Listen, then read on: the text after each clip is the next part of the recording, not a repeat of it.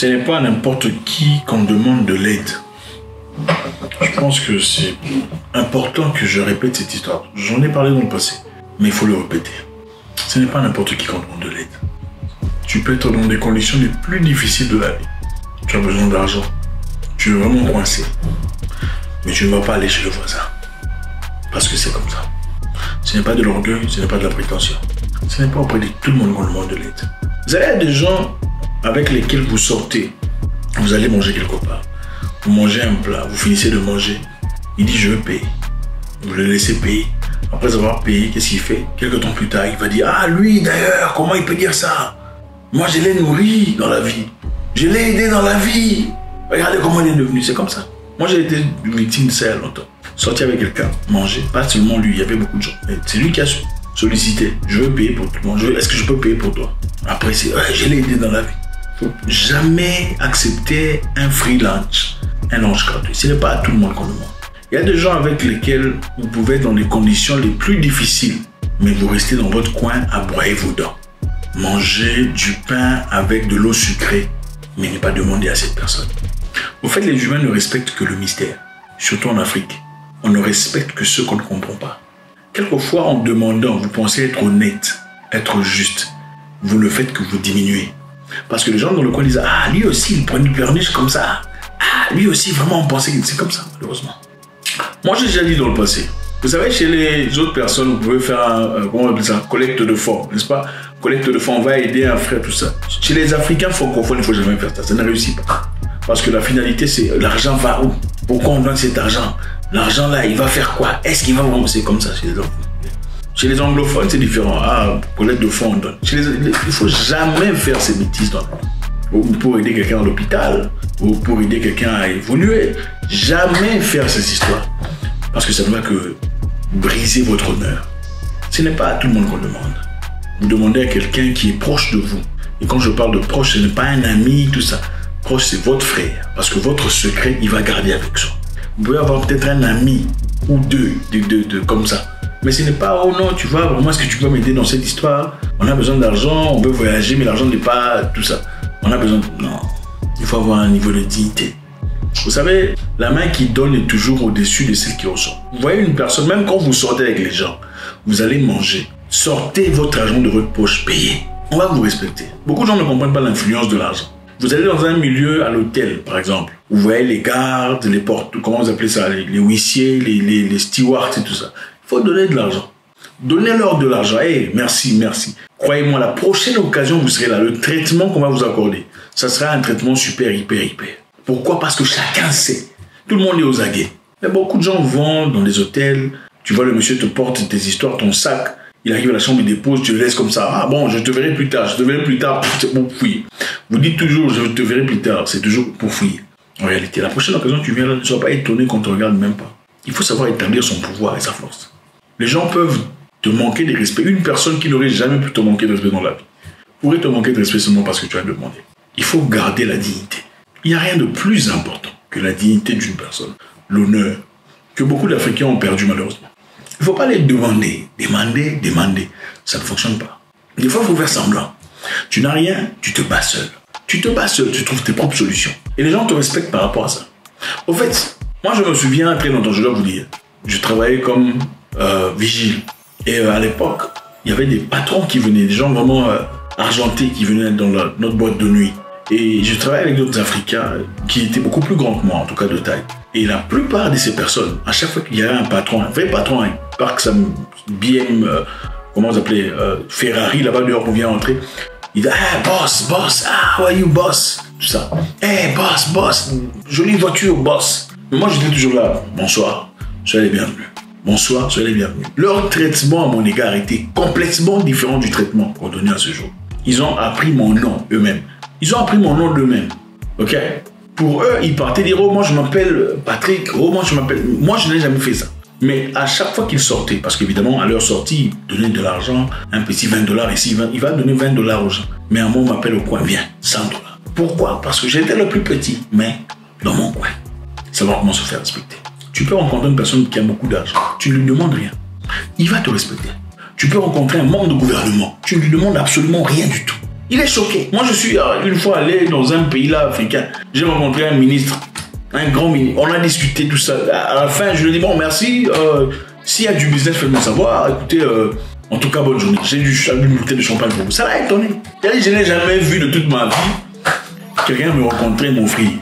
Parce que la plupart de fois, ce sont des gens. C'est ça. C'est comme ça qu'on se fait respecter. Il ne faut jamais chercher des miettes. Ok? Il ne faut jamais chercher des miettes à travers votre comportement. Les gens vous regardent et vous établissent. Celui-ci, il mérite quoi? Vous n'avez jamais vu des gens assis 1, 2, 3, 4, 5. Quelqu'un qui vient distribuer de l'argent. Il donne à celui-ci 10, à l'autre on donne 10, à l'autre on donne 10, et à la personne là-bas on donne 50. Pourquoi? C'est parce qu'on sait voir à qui on donne quoi. Celui qui demande tout le temps, en fin de compte, on le donne petit. On ne le considère plus. Celui qui ne demande pas, quand il demande, c'est chaud. Ne demandez pas de l'aide à n'importe qui.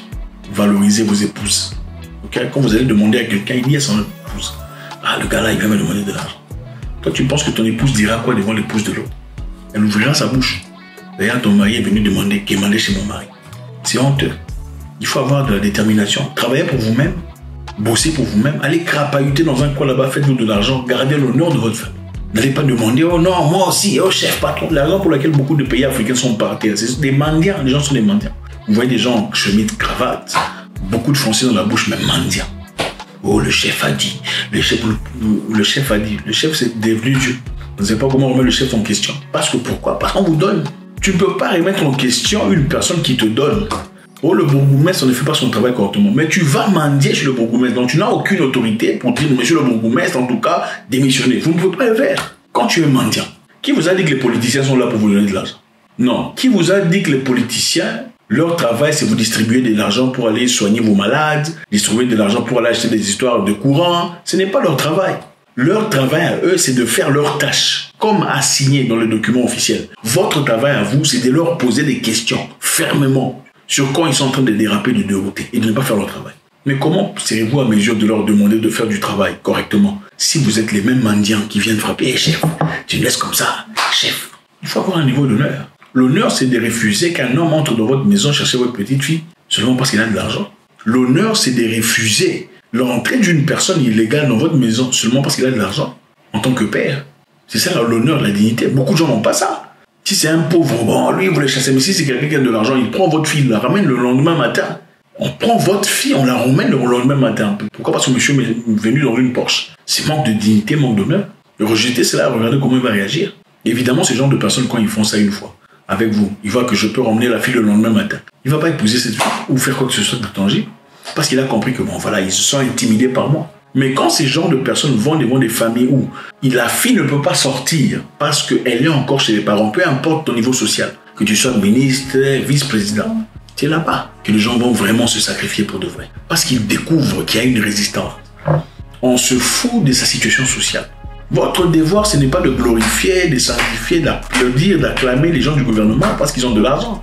Dans l'espoir qu'on vous déverse un tout petit peu des miettes.